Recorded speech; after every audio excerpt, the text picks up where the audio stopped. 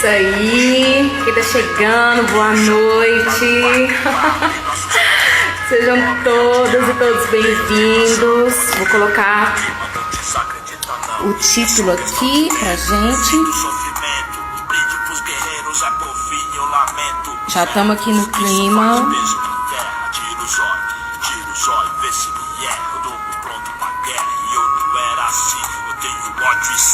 Bora, fixando o tema aqui rapidinho. Oi. É isso! Thales maravilhoso, Mari, nossa convidada Gabi do No Front tá aqui. É sobre isso. Tô muito feliz com o dia de hoje, tô muito feliz com tudo que tá acontecendo. Hoje a gente está aí colocando um marco na história da juventude negra política aqui de Belo Horizonte, que daqui a muito, muito pouco tempo vai se tornar nacional, que é isso que a gente quer. Eu queria perguntar se tá de boa o áudio, manda um ok, um joinha. Também é muito importante vocês, durante a live, apertarem o coraçãozinho aqui do lado, para chamar mais gente, para chamar mais a galera para ouvir esse papo massa que a gente vai trocar aqui hoje. Já estamos no clima, ouvindo nosso louvor diário, Vida Louca Parte 2, com o nosso pastor querido Mano Brown. E é isso, galera. Vai chamando geral, vai apertando o coraçãozinho. A Gabi já está aqui presente. Hoje a gente vai trocar um papo sobre educação financeira, sobre economia preta, sobre projeções de futuro. Hoje é um dia muito especial, já disse isso, mas vou repetir, inclusive durante a live, muitas e muitas vezes. Para quem está chegando aqui e não me conhece, o meu nome é Fatine, eu sou assistente social, estou aí como facilitadora da Organização Juventude Negra Política de Belo Horizonte, que logo menos vai estar aí, né, no Brasil inteiro. Vamos esperar mais um pouquinho a galera chegar. Nath Sol, seja bem-vinda. Tati Venâncio. Thales, meu querido, tá nos dois lugares, gente. A gente tá em oficina hoje. Obrigada, Nath, obrigada. Mari tá aqui, a Mai também tá aqui. Jude Santos, seja muito bem-vinda. Nosso papo hoje vai ser para questionar e para repensar sobre essa afirmação preto e dinheiro, sobre essa pergunta, né? Preto e dinheiro são palavras rivais? Hoje a gente vai saber se isso é real ou não. Tom, meu amor, tá aí também. É isso aí, galera. Estamos aqui esperando vocês chegarem. A gente está nessa semana, né, dessa movimentação Juventude Negra Política, semana Bota a Cara Juventude Negra Política, já é a segunda edição. Tivemos papo aí falando sobre racismo institucional, sobre um papo sobre direito, falando também sobre poesia, falando sobre acesso à educação. Tivemos muitos papos necessários, meio ambiente, crise climática, e hoje a gente está aqui falando de economia. Salve Tainá, maravilhosa. Gente, eu vou chamar a Gabi, porque ela tem muito mais para entregar do que eu. E é isso. Vou aqui chamar a nossa convidada. Vem, Gabi, vem, que a gente tá vibrando aqui a sua presença. Já tem um tempo, maravilhosa! Olá, boa noite. Olá, Gabi, boa noite. Seja muito bem-vinda ao Juventude Negra Política. É uma honra para nós ter você aqui hoje. Muita alegria em te receber, maravilhosa. Você é muito importante para nós, povo preto brasileiro, de verdade mesmo. Gratidão, tamo junto. Eu fico muito feliz quando eu vejo movimentos de juventude eclodindo.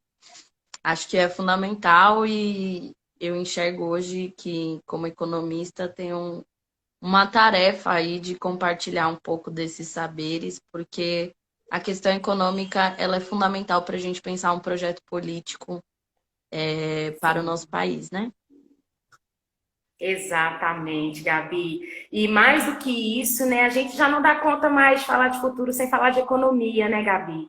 E nós que temos que falar, nós que temos que fazer essa retomada de poder, essa retomada de consciência para construir um caminho de futuro aí. E a gente não poderia pensar em outra pessoa além de você. Então, para iniciar o nosso papo, para a galera que está chegando, sejam todas e todos e todos muito bem-vindos à Semana Bota a Cara Juventude Negra Política. E hoje a gente está aqui recebendo a Gabi, mas eu não vou apresentar a Gabi, vou deixar que ela se apresente e ela fale quem é essa mulher, esse corpo potente no mundo. Gabi, quem é você na fila do pão? Sou Gabriela Chaves, sou de São Paulo. Eu nasci no Taboão da Serra, próximo da Zona Sul de São Paulo. Sou economista. Atualmente eu faço mestrado em Economia Política Mundial pela Universidade Federal do ABC. E eu sou fundadora da NoFront, Empoderamento Financeiro, que é uma plataforma que nasceu em 2018 e tem por missão democratizar o acesso à educação financeira e à educação econômica, né? A NoFront nasceu de uma percepção de que muitos conhecimentos ficam restritos às classes mais altas, no que diz respeito a como lidar com o dinheiro.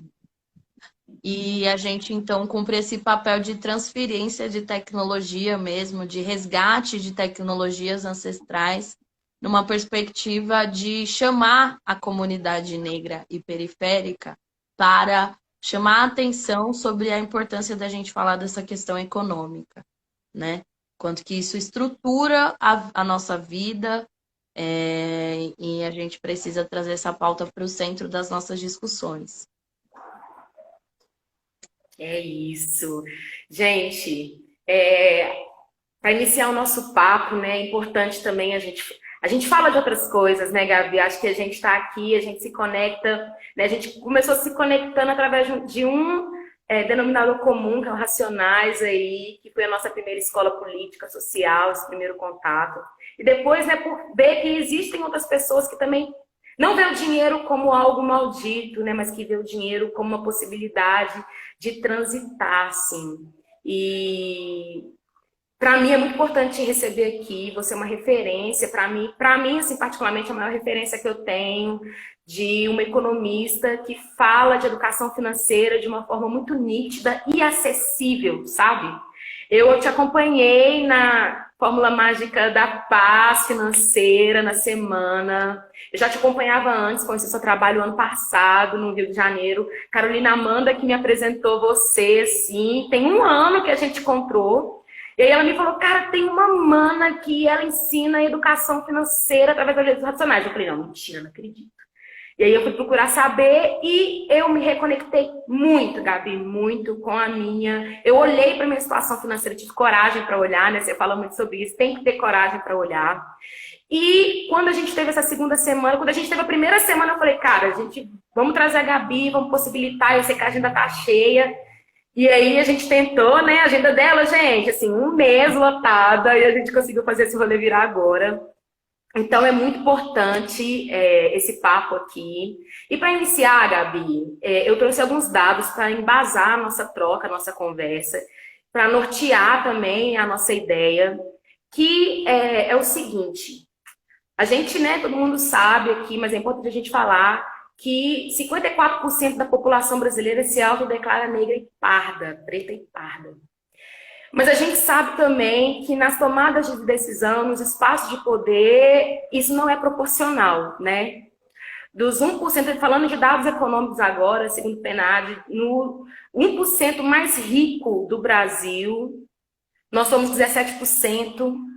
E dos 10% mais pobres no Brasil, né? Isso já é um dado totalmente diferente, que nós compomos 75%, né, dos mais pobres no Brasil, né, aqueles que estão abaixo da linha da pobreza.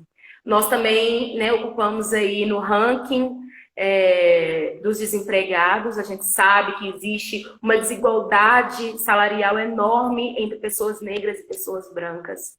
E é importante a gente falar sobre isso. O Brasil é um dos países mais desiguais do mundo.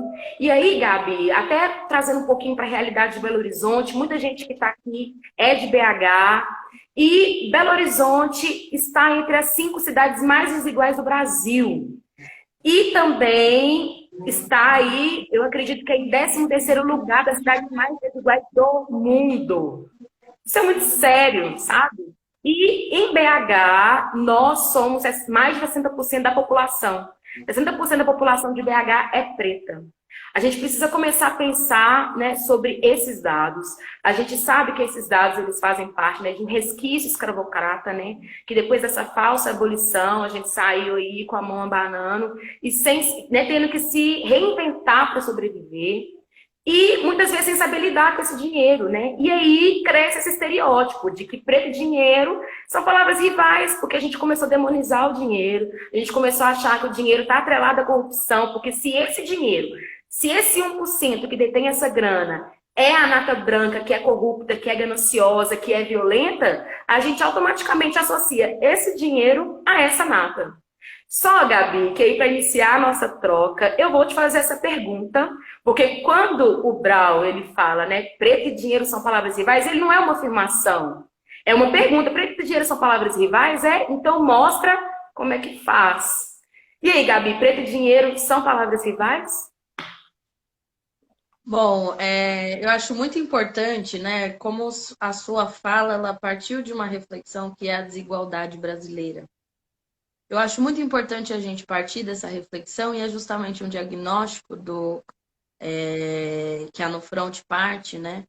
O problema do Brasil não é a pobreza, o Brasil não é um país pobre, o Brasil é um país desigual.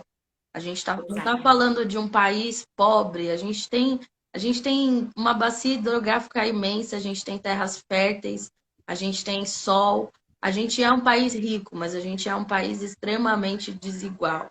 E qualquer perspectiva de educação financeira passa por esse reconhecimento. Se a gente não tem esse reconhecimento, a gente automaticamente entra numa lógica meritocrática, que o Brasil também adora, né? De falar para as pessoas que você vale o que você tem e você tem o que você merece. Se você não tem, você não mereceu, né? Esse é um primeiro ponto. Acho que um segundo ponto é a gente pensar o quanto que essa inserção do negro na sociedade brasileira, ela se dá por fatores históricos e fatores estruturais da economia e da sociedade brasileira, né? Você trouxe essa questão da escravidão. Tem um texto que eu acho muito legal de vocês lerem no movimento, que é do Márcio Farias, que chama Uma Esquerda Marxista Fora do Lugar, onde ele vai discutir justamente a dificuldade da esquerda branca tradicional em discutir, em entender a estruturalidade da questão racial dentro do modo de funcionamento da sociedade capitalista. Por que eu estou falando isso? Porque nesse texto o Márcio vai falar uma coisa que eu acho muito incrível, que ele fala: a escravidão explica até certo ponto a condição do negro na sociedade brasileira. Existe toda uma estrutura de superexploração, que é uma coisa que eu estou estudando no mestrado agora, mas existe toda uma estrutura de superexploração que vai criar a manutenção dessa desigualdade. Então, assim, tem alguns estudos sobre mobilidade social, por exemplo, que eles vão mostrar, né, a chance de uma pessoa que nasce na classe baixa, dela morrer na classe baixa, é muito alta, porque o Brasil tem uma mobilidade muito pequena em relação às classes sociais, né? É muito diferente da estrutura dos Estados Unidos, né? É muito diferente da conformação da sociedade dos Estados Unidos, e talvez por isso a gente entenda porque os Estados Unidos têm bilionários negros, enquanto o Brasil ainda não tem. Esse é um ponto para a gente começar. Além disso, eu acho muito importante que quando a gente faz essa reflexão, preto e dinheiro são palavras rivais, a gente também se atente a gente tem que ter muita atenção com o discurso liberal. O discurso liberal, ele vai vender para a gente de que o dinheiro resolve o problema do racismo. O dinheiro liberal, ele vai colocar no dinheiro uma função que o dinheiro não tem, porque os Estados Unidos, tendo negros bilionários, ainda tem casos de racismo, né? Essa semana mesmo, a gente teve um caso de um homem negro que foi morto pela polícia. Então, é muito importante a gente ter cuidado com o projeto liberal, porque ele é um projeto que também não nos contempla. Eu acho que, respondendo essa pergunta, preto e dinheiro são palavras rivais, a gente tem elementos históricos para provar que não. Porque nós somos um povo que não tem sua história iniciada na escravidão. A história do povo preto é muito anterior à escravidão. E é uma história de riqueza e de prosperidade. As pessoas que foram escravizadas e tragas para as Américas não eram pessoas sem conhecimento, eram engenheiros, eram arquitetos, eram matemáticos. Então, falar que preto e dinheiro são palavras rivais é apagar toda essa parte da história que existe antes da escravidão. Uma história milenária, uma história muito rica. Ao mesmo tempo, aqui no Brasil, diferente nos Estados Unidos, a gente tem uma cultura católica muito forte que vai reforçar essas ideias de que o dinheiro é ruim, ela vai trazer essa ideia de que os ricos não herdarão o reino dos céus. E como a população brasileira foi muito educada nesses fundamentos, a gente vai desenvolvendo uma relação bastante estranhada com o dinheiro. Então, assim, preto e dinheiro não são palavras rivais, e a No Front faz um chamado à população negra de que a gente se organize nesse pilar econômico, porque, e aí até uma opinião polêmica, né? Que eu falo. Representatividade não importa tanto assim. Representatividade e poder não são sinônimos. Você está na capa da revista não significa que você esteja na diretoria que decide quais são as matérias que entram nessa revista. Então a gente precisa parar de comprar o discurso da representatividade, porque, como diz uma outra autora que eu gosto bastante, que é a J. Mombassa, ela tem um texto que é um texto pesado, tá, gente? Aí já é pancada, muito, assim, eu sou apaixonada por esse texto. Ela chama Por uma Redistribuição da Violência Colonial e de Gênero. Recomendo fortemente que vocês leiam esse texto, tem um PDF na internet. E ela vai falar que na ânsia de nos tornarmos visíveis, nós estamos nos tornando transparentes. E aí, fica com essa, entendeu? Porque é uma reflexão fundamental para esse momento de representatividade que a gente está vivendo.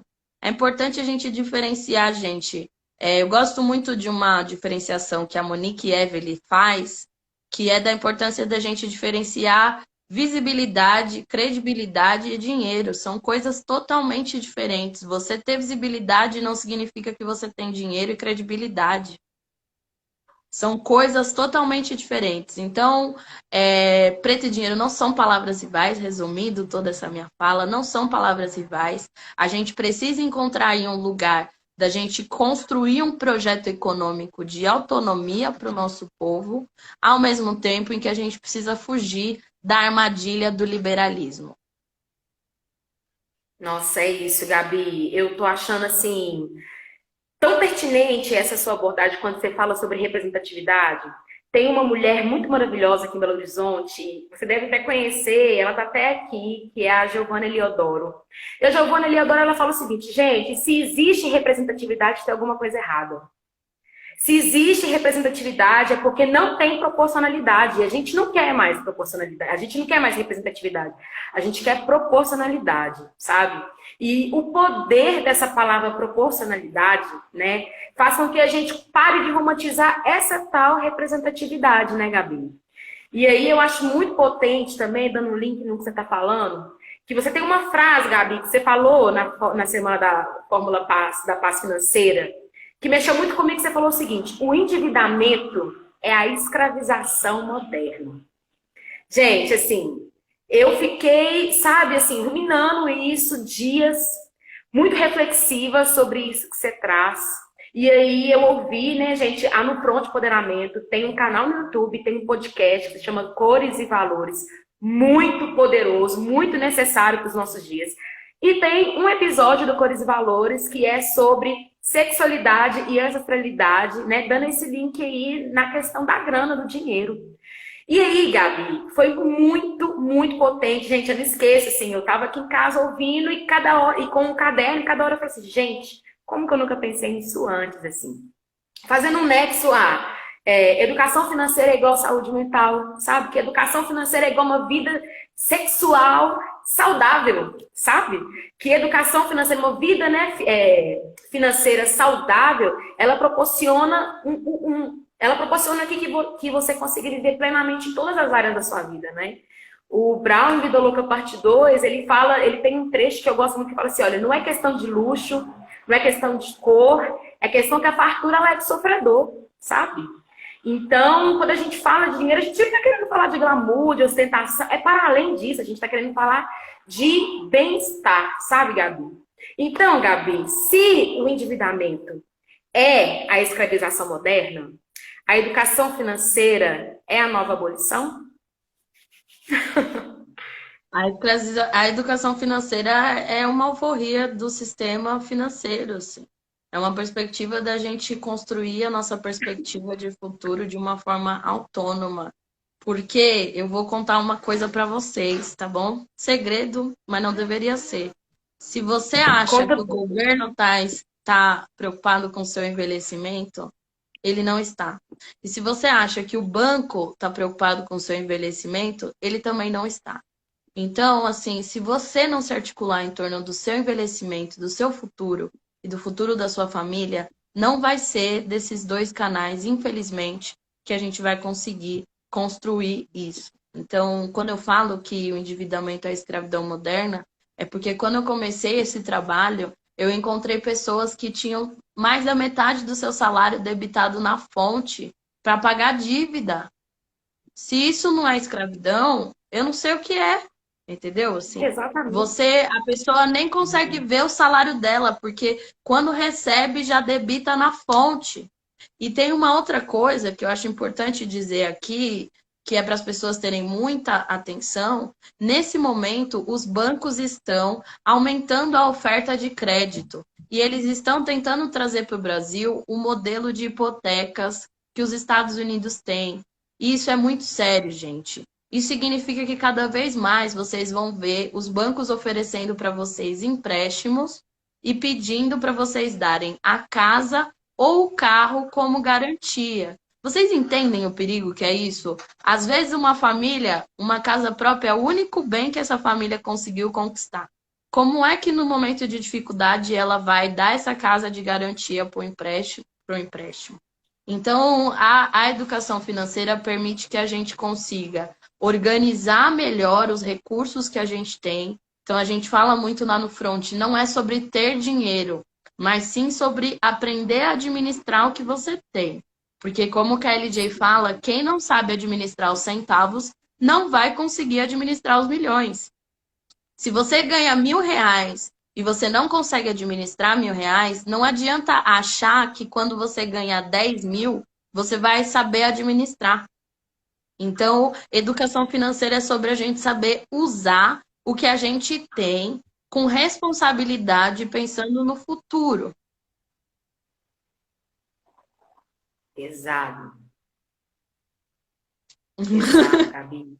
E eu fico, né, é porque eu tô aqui assim pensando que e aí eu vou falar até particularmente assim do meu lado pessoal mesmo.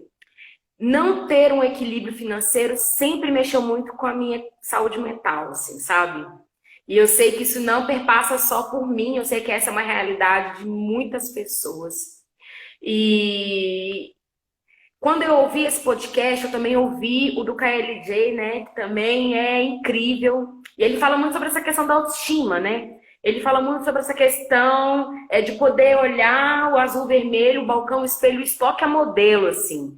Que é você querer ter, e tá tudo bem você querer ter, né? Mas é de não saber ter. Você disse isso muito bem. Se você não consegue lidar com o centavo, você não consegue lidar com os milhões, assim.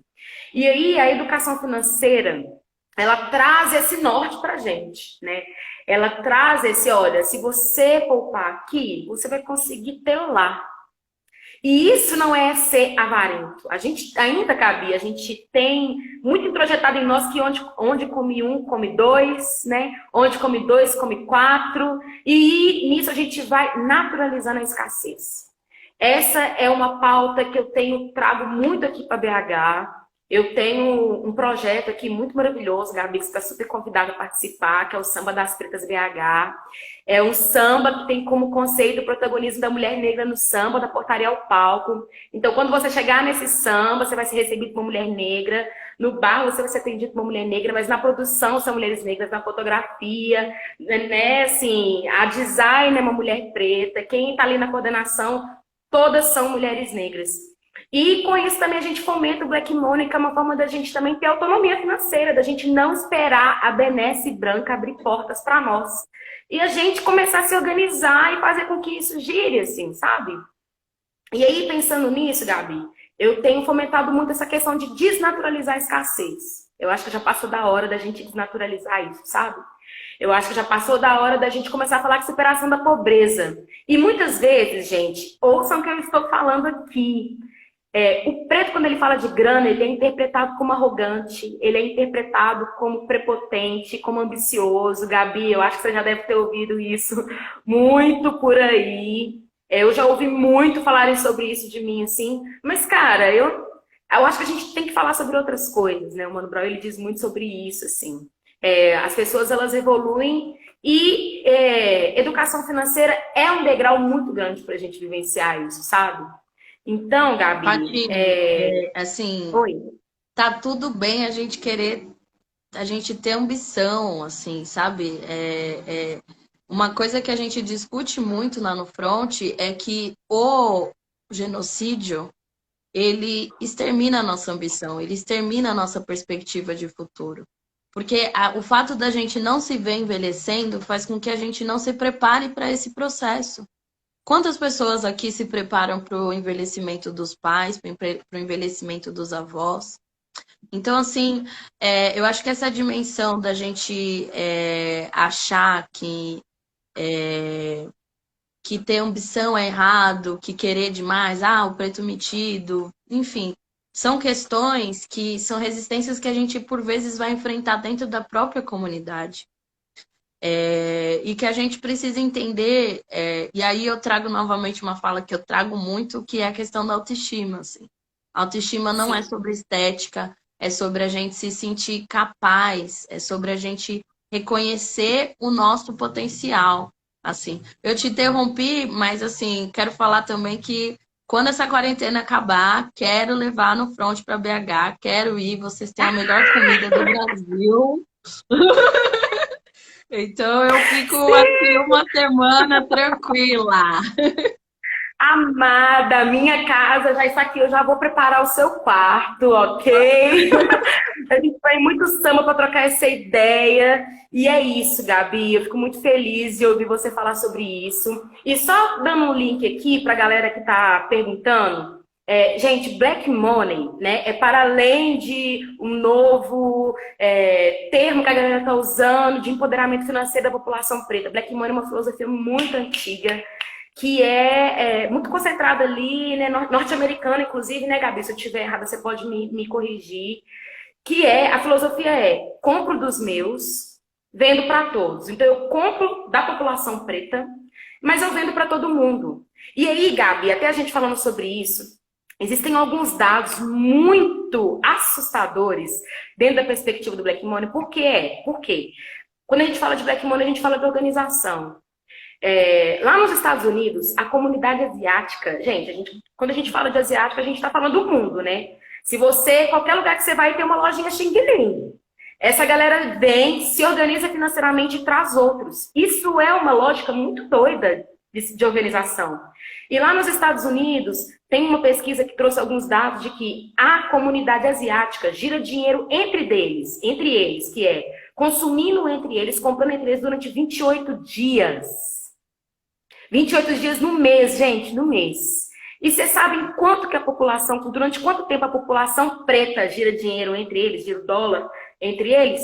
6 horas. Esse é um dado muito doido, Gabi. Isso diz muito sobre esse norte. que a gente tem de que o dinheiro pode nos conduzir a outros lugares, sabe? E isso não quer dizer que a gente que a gente vai se corromper, sabe? Isso é uma parada muito doida, assim. Tem uma frase dos Racionais, né, que eu até trouxe aqui na música Da Ponte Pra Cá, que é uma das músicas que eu mais gosto, que o Brown fala o seguinte: eu nunca tive bicicleta ou videogame, agora eu quero agora eu quero ser igual Cidadão Kane. Eu não sabia quem era Cidadão Kane, quando eu me relacionei com um cineasta, e aí teve um tempo que ele falou assim, vamos assistir uns filmes antigos e tal, pra você entender mais. E aí eu falei, vamos. E aí ele passou esse filme, que conta a história de um menino, né, pobre, que se tornou um dos homens mais poderosos do mundo, até hoje. Gente, esse filme é de 1941 e Racionais, e Nada Como Um Dia Após o Outro, cita esse homem, cita esse filme. Quando eu entendi, eu falei, cara, olha isso, que doideira. E Gabi, o que você falou é isso, tá tudo bem. Tá tudo bem querer ter grana, tá tudo bem querer ser próspero, tá tudo bem querer viajar uma vez, duas, três vezes, saca, velho? No ano. Tá tudo bem, velho, calçar saltines, mas não é só isso, né, Gabi? O Brown sempre correlaciona muito essa questão da grana com a mãe dele também, com essa questão da família, com essa questão da comunidade. E a gente também tem essa questão ancestral, né, Gabi? Você disse muito bem no começo, que olha, a nossa condição hoje, ela não determina quem nós somos. Nós não viemos de um ambiente de escassez, muito pelo contrário, a gente veio de um ambiente de abundância. E aí, Gabi, eu queria que você falasse um pouquinho sobre essa desconexão, sabe? Como que é a gente se desconectar da nossa ancestralidade, do nosso ouro, de onde nós viemos, dessa prosperidade, e qual é a melhor forma da gente se conectar com isso novamente. Você trouxe muito isso no seu podcast. Gente, todas as citações que a gente está dizendo aqui, todas as indicações a gente vai postar nos stories depois, mas você disse isso no seu podcast. Eu queria muito que você falasse sobre isso aqui também, amada, por favor. Bom, nessa trajetória que a gente está fazendo de analisar a relação da periferia com o dinheiro, eu acho que tem um sintoma que se expressa, né? Tem um negócio chamado banzo, né? Que é a falta que a gente tem de coisas que a gente não lembra, mas que estão no nosso inconsciente. E é muito interessante a gente ver como que o banzo se expressa, o quanto que as famílias negras, por exemplo, têm uma cultura muito forte de comer junto. Isso vem de África. Essa abundância, né? Todo domingo vai ter um refrigerante, vai ter refrigerante para todo mundo, a feijoada, esse negócio da fartura. São uma série de práticas que estão relacionadas à nossa ancestralidade. A forma como a gente canta, a forma como a gente come, a forma como a gente dança. São aspectos que estão muito calcados na nossa ancestralidade. O problema é que no Brasil a gente perdeu esse referencial de dignidade, de cidadania. Na medida em que o Brasil conta a história do negro a partir da escravidão, a gente não tem esse repertório dos reis e rainhas. E tem uma outra coisa que conta muito para isso, é a desestruturação das famílias negras, né? Então, são famílias que, em maioria, são chefiadas por mães solos, e toda essa estruturação não cria na gente, no negro brasileiro, essa ideia de comunidade, de família. Eu acho que o primeiro núcleo de organização financeira é a família. E se a gente olhar para as nossas famílias, são famílias que estão muito machucadas, são famílias que estão muito desestruturadas, são famílias que estão muito endividadas. E tudo isso repercute na forma como a gente lida com dinheiro.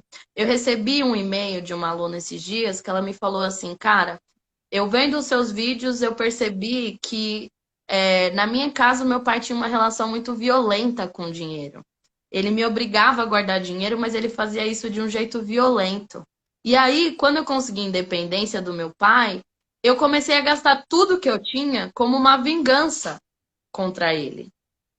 E aí é muito importante a gente entender que esses mecanismos psicológicos, eles são muito específicos da nossa comunidade. A gente trata muito, no primeiro módulo lá no front, do curso, que a gente tem um curso de educação financeira, a gente trabalha muito essa questão da ostentação. De onde vem essa relação com a ostentação?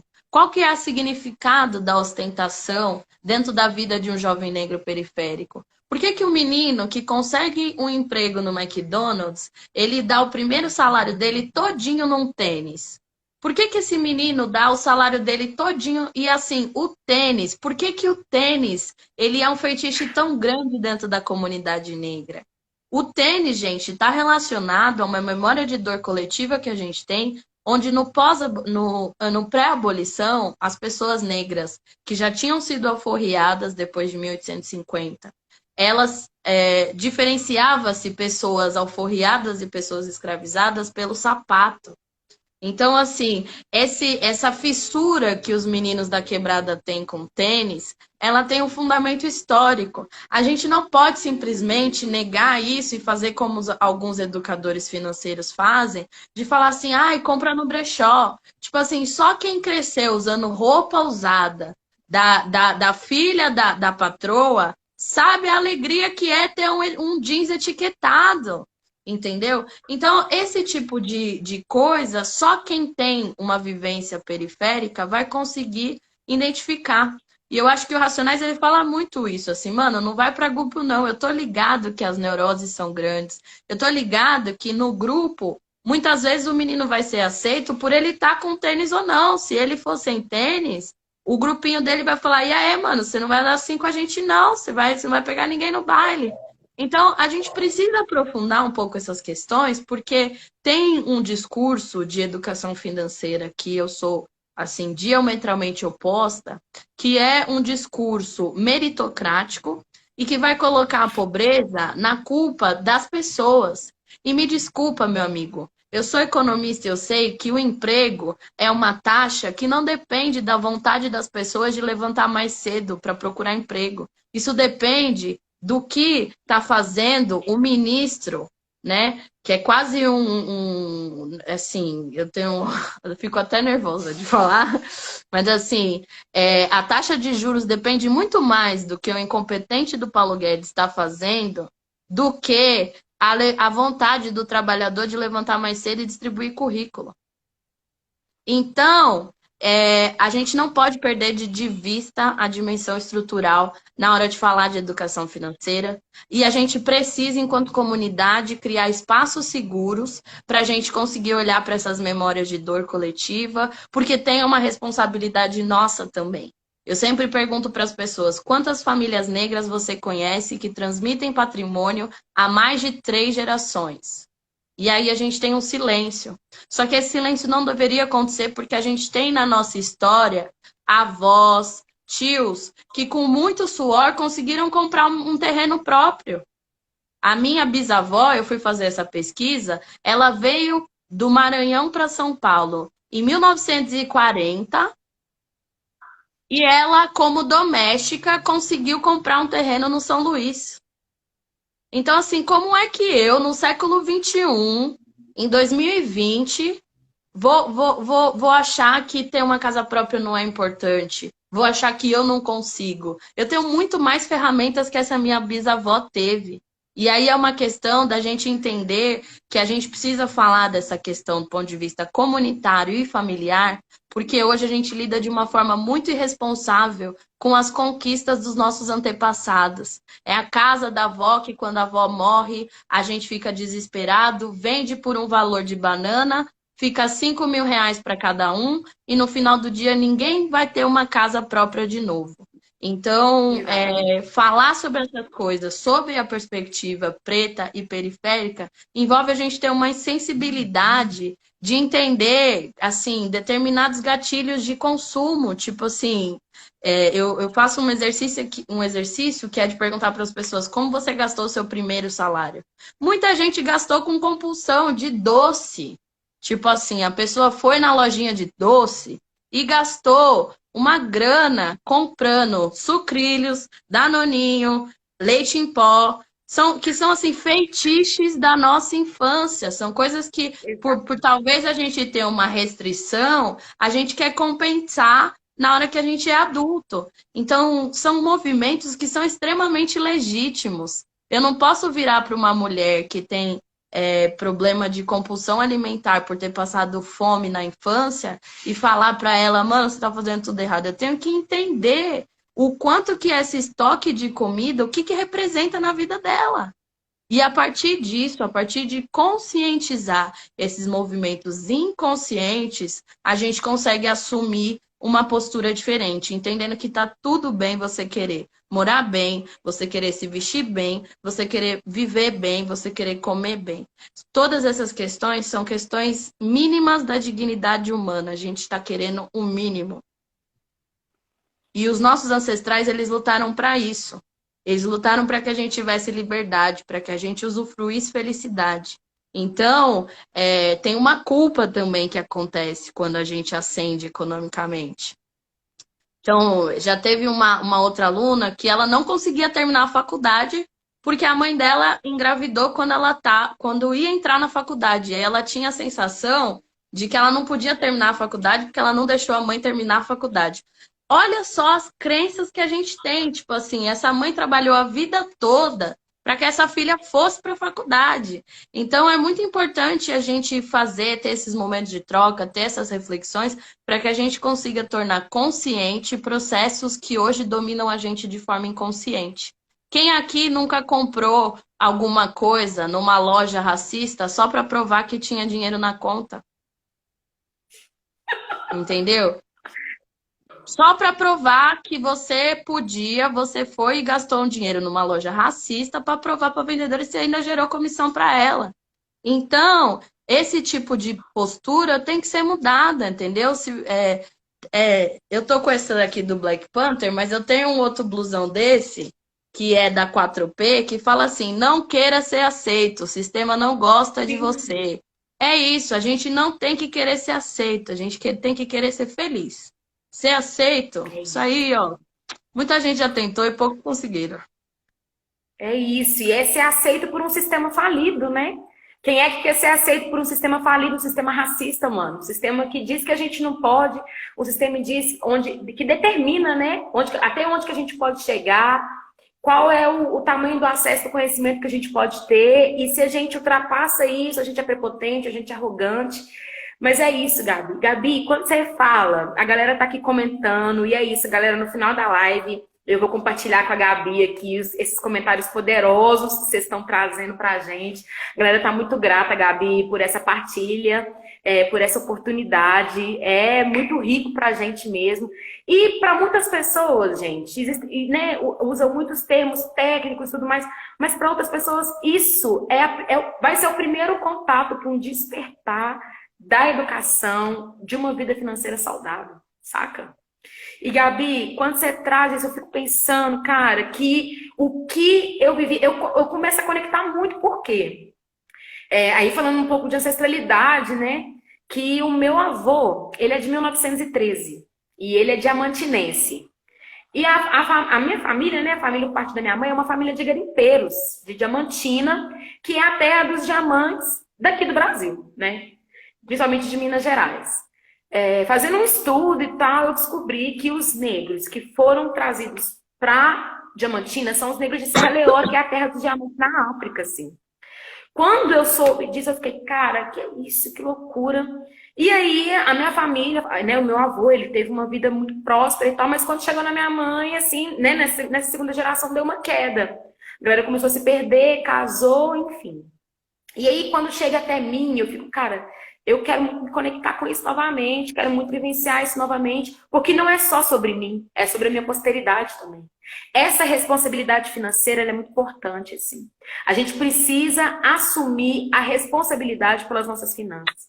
Quando você traz, Gabi, sobre essa questão, né, estrutural, psíquica estrutural mesmo, assim, que cara, eu entendo todos os traumas que você traz sobre a sua vida financeira, eu entendo. Mas a partir do momento que você identificou isso, agora é daqui para frente. Agora é superação. Agora são novas narrativas de futuro. E aí, Gabi, com isso, eu quero muito te perguntar, né?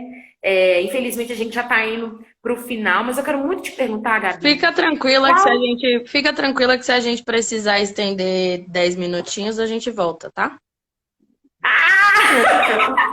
O pessoal, É das minhas o pessoal, demais! o pessoal poder perguntar, tá bom? Que Não, que a maravilhoso, gente nem Gabi. Muito conseguiu obrigada, responder querida. pergunta da galera.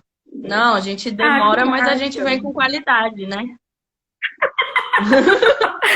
Não, gente, agora eu vou tomar uma cerveja com Gabi sem culpa, né, Gabi? É Sem isso. culpa, cerveja boa no samba com Gabi mesmo, assim. E aí, Gabi, o que acontece? Eu queria muito você, uma mulher preta, economista, uma mulher que está tendo acesso a muitos conhecimentos. Eu não sei quantas pessoas pretas tem na sua turma de mestrado, mas eu queria muito ouvir de uma semelhante, sabe? De uma pessoa que tem um corpo semelhante ao meu, de uma vivência semelhante à minha. Quais são as projeções de futuro para o povo preto na economia, Gabi? E aí eu estou falando numa perspectiva, porque nós aqui, né, em BH, com a movimentação de Juventude Negra Política, a gente está fomentando, o que a gente fomenta? Corpos negros precisam ocupar a política para construir novas narrativas de futuro. Não dá mais para a gente ficar esperando que o branco velho vai vir salvar a gente, ou que vai construir políticas onde nós vamos ter acesso, sabe? Você falou aí sobre a manutenção da desigualdade, e é isso. Existe hoje um projeto político, uma agenda política que é mantenedora dessa desigualdade. E, Gabi, dentro do Juventude Negra Política, né, eu venho com essa pauta da economia. Cara, a gente precisa repensar a economia. Não tem como a gente falar de futuro sem falar de economia, sem falar de educação financeira, sem falar sobre outras narrativas de futuro pautado na economia. E aí, Gabi, eu gostaria muito de te ouvir falar sobre isso. Quais são as narrativas de futuro? Quais são as projeções de futuro que você vê, principalmente com esse contato que você tem com a Nufront, mas também nos outros espaços que você está transitando? Certo. Acho que eu vejo dois movimentos rolando e eu acho importante falar dos dois, porque senão a gente passa uma visão incompleta da coisa. Sim, Eu vejo um movimento do outro lado da trincheira, que é o lado desse governo, que é o lado do pensamento mais retrógrado e nojento que existe desse país, que criou coragem nesse último ano de sair do esgoto e criou coragem de falar o improfessável, criou coragem de colocar para fora toda a sua violência, toda a sua antidemocracia. Eu vejo que a gente está num momento no Brasil onde as pessoas se sentem muito confortáveis de serem desumanas, de terem ideias fascistas, e eu vejo isso com muita preocupação. Vejo com muita preocupação a ascensão de grupos de extrema-direita, vejo com muita preocupação a articulação acho que é importante a gente entender que existem direitas no Brasil. Nem toda direita brasileira é fascista, mas a gente tem uma fatia fascista no poder, certo? sim. Porque é importante entender que nem é toda a direita que está apoiando essas loucuras do Bolsonaro. Você tem uma fração da burguesia brasileira que perde muito dinheiro, inclusive, com essa loucura dele, e que já entendeu que precisa aí mudar. O fato é, a estrutura da máquina estatal brasileira, ela hoje está semeando, assim, ela está cavando as nossas covas. O governo citando, e é isso em todos os níveis, municipal, estadual, federal, tipo, eles estão preocupados com o lucro dos empresários e não com a vida dos trabalhadores. Então, assim, do ponto de vista da economia estrutural, da macroeconomia, eu gostaria de dizer para vocês que o cenário não é animador. A gente está vivendo hoje a maior crise econômica. Já tem muitos economistas que têm consenso que essa crise econômica é maior que a de 2008. E muitos economistas estão trazendo a perspectiva de que essa crise talvez seja maior do que a crise de 1929. Só que as crises econômicas, gente, elas são que nem um tsunami. Você só consegue medir o tamanho da onda depois que a onda já passou. Você não consegue Sim, medir quando ela está chegando. Então, assim, a gente tem um país desigual, que quando estava crescendo, quando estava nos anos dourados, eles achavam tranquilo distribuir renda, dar bolsa para pobre na universidade. Para eles, tranquilo, porque eles estavam no momento em que o capital estava todo mundo, eles estavam lucrando muito. Então, assim. Só que agora é o momento em que eles começam a perder. E aí, quando eles perdem, eles vêm tomando direitos da população, tomando direito do povo. Então, assim, acho que a nível global, esse consenso ele foi afetado. A gente tinha uma agenda de Estado mínimo no Brasil e no mundo antes dessa crise. Então, aqui no Brasil, eles aprovaram a PEC do teto de gastos, a PEC mudando as regras trabalhistas, PEC mudando a Previdência. Eles estavam nessa agenda muito forte de tornar o Estado mínimo, né? Só que a crise do coronavírus mudou os paradigmas. A gente tem o Trump falando em renda mínima, sabe? Assim, o Suplicy, ele tá deitando e rolando, porque todo mundo agora tá falando de renda básica cidadã. A Europa tá falando disso, os Estados Unidos estão falando disso, mas a gente tem um conservadorismo muito grande no Brasil. Então, do lado de lá, eu acho que a coisa tá bem difícil porque eles têm um domínio da máquina que é muito difícil pra gente, sabe? É, a gente precisa dessa proporcionalidade que você está falando, porque não basta eleger um deputado negro, ele precisa de uma coalizão para que o PL dele seja lido e aprovado. Então, ter um deputado preto, ter um senador preto, não muda nada, porque essa pessoa vai ser uma minoria, uma voz não ouvida, certo? Isso que eu acho, então, do lado de lá da trincheira. Acho que vai aumentar a precarização do trabalho, vai aumentar o desemprego. A gente vai pagar a conta dessa crise, porque não são os capitalistas que pagam, são os trabalhadores. Mas do nosso lado da trincheira, eu gosto muito, tenho visto o que a Érica Malunguinho chama de golpe Black Trans Paranauê, que eu acho que são algumas tecnologias e articulações que têm surgido e que eu acredito, eu boto muita fé, assim, sabe? Então, sempre que eu me aproximo de um grupo... Esses dias, é isso, gente, eu sou a pessoa que fala as coisas que nem sempre as pessoas querem ouvir. Mas, assim, eu fiz uma pergunta que é: quantos homens negros a gente tem a nível nacional, na política nacional?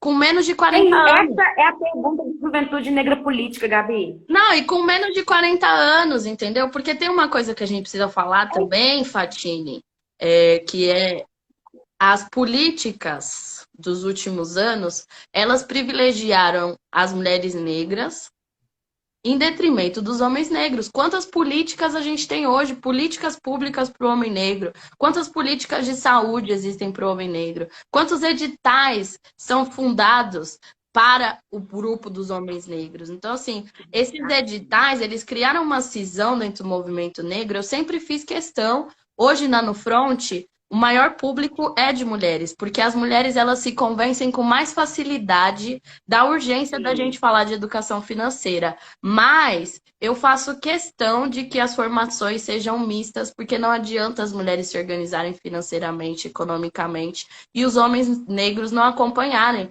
porque esses homens negros são nossos pais, nossos irmãos, nossos namorados, nossos filhos. Então, qualquer projeto de reconstrução do povo preto passa por todos nós. Essa ideia de divisão, ela não cabe para o nosso projeto de futuro. Então, já falei demais, já me expulsei, mas eu acho que do lado do golpe Black Trans Paranauê, a gente precisa cada vez mais desenvolver tecnologias que não sejam apropriadas, porque a apropriação ela não só é cultural, ela também é discursiva. Quantas marcas hoje não estão se apropriando do discurso feminista? Quantas marcas não estão se apropriando do discurso LGBT? Quantas marcas não se apropriam do discurso do movimento negro? Então, é muito importante que a gente trabalhe nas nossas tecnologias para que elas não sejam hackeáveis, gente. A gente tem que parar de entregar de graça tecnologias muito sérias, tecnologias muito profundas. Mas essas tecnologias, elas existem, elas precisam ser colocadas em práticas. Então, quando eu fui para a África do Sul, que eu vi os pretos, quando tem uma situação assim que eles não... Mano, eles falam em outra língua e você não entendeu, é porque não era para você entender, simples assim. É isso! Então, eu acho Isso! que a gente precisa falar disso, a gente precisa trazer essa perspectiva integrada. O nosso problema, ele não está num gênero, ele é intergeracional, ele é sistemático, de acordo com a nossa comunidade, né? Sim, Gabi, olha, é, que eu tô aqui, gente, eu tô muito emocionada, vocês estão vendo, teve uma hora que eu tive que beber água, que eu falei assim, mexe muito comigo. E, cara, quando você fala sobre onde estão os homens negros com menos de 40 anos na política, eu quero saudar aqui. E aí, gente, não tô fazendo propaganda, não, não é. Eu quero saudar aqui o corpo masculino preto, que é muito importante pra gente, que é o do Pente, que está aí à frente da movimentação de Juventude Negra Política, trazendo um monte de preto foda, que está aí na universidade, que está aí na quebrada, fazendo o rolê acontecer, com autonomia, sabe? Sem estar vinculado a nenhum partido, sem estar vinculado a nenhuma outra movimentação que possa colocar corrente nos nossos pés novamente, sabe? É uma movimentação que tem construído muitas narrativas de futuro em muitas vertentes aqui na cidade.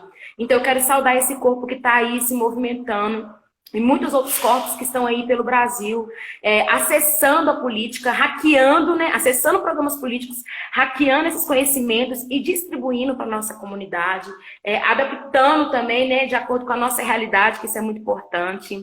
E é isso, muito pertinente você trazer isso. O nosso tempo está aqui esgotando, galera. Eu vou fazer o seguinte. Eu preciso salvar essa live, porque tem muita gente que está querendo aqui para enviar para a galera. Como a Gabi disse, a gente vai voltar, né, Gabi? Você falou que a gente pode voltar para responder as perguntas, para trazer as referências e para ouvir mais um pouquinho a Gabi. E é isso. Vai demorar em torno aí de uns 2 minutinhos, 3 minutinhos, só para eu salvar a live aqui, que agora tem que salvar no IGTV, né? Mas a gente volta. Beleza, pessoal? Vocês estão comigo aqui, gente? Deixa eu ver o povo aqui. Nossa, tem muita gente comentando. Gabi, esse negócio tá bonito demais. Tem aluno seu aqui, tem gente daqui de BH que tá fazendo seu curso, que eu já li aqui. Tem gente querendo fazer o curso dando front. E é isso, pessoal. Tá todo mundo comigo aqui? Quando a gente voltar, eu conto pro pessoal como é que funciona e a gente tira as dúvidas. Então, prepara sua pergunta aí nesse intervalo, gente. É isso, gente. Vamos para o intervalo comercial e a gente volta já já aqui nesse mesmo canal, Juventude Negra Política, com a No Front, e é nós que vou juntão. Beleza? Gabi, até daqui a pouquinho e a gente volta. Beleza, pessoal? Até mais.